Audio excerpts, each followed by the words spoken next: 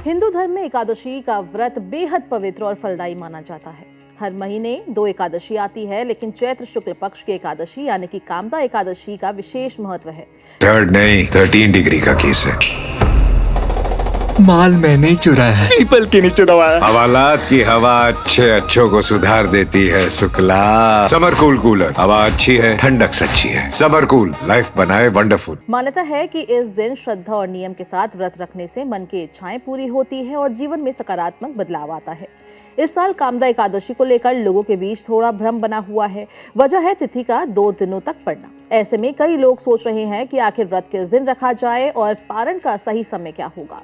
पंचांग के अनुसार एकादशी तिथि 28 मार्च की सुबह 8:45 से शुरू होकर 29 मार्च की सुबह 7:46 तक रहेगी, लेकिन व्रत रखने के लिए हमेशा उदया तिथि यानी कि सूर्योदय के समय जो तिथि होती है उसे ही माना जाता है। इसी नियम के आधार पर इस बार कामदा एकादशी का व्रत 29 मार्च को रखा जाएगा।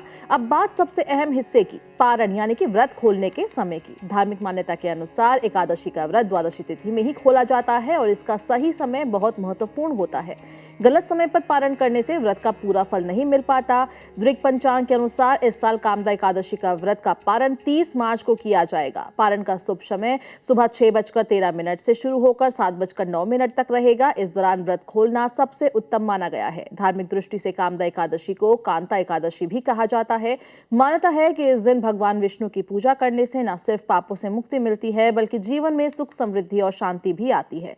जो लोग सच्चे मन से व्रत रखते हैं उनकी अधूरी इच्छाएं पूरी होने की बात कही जाती है। इस दिन सुबह जल्दी उठकर स्नान करें, भगवान विष्णु की पूजा करें, तुलसी दल अर्पित करें।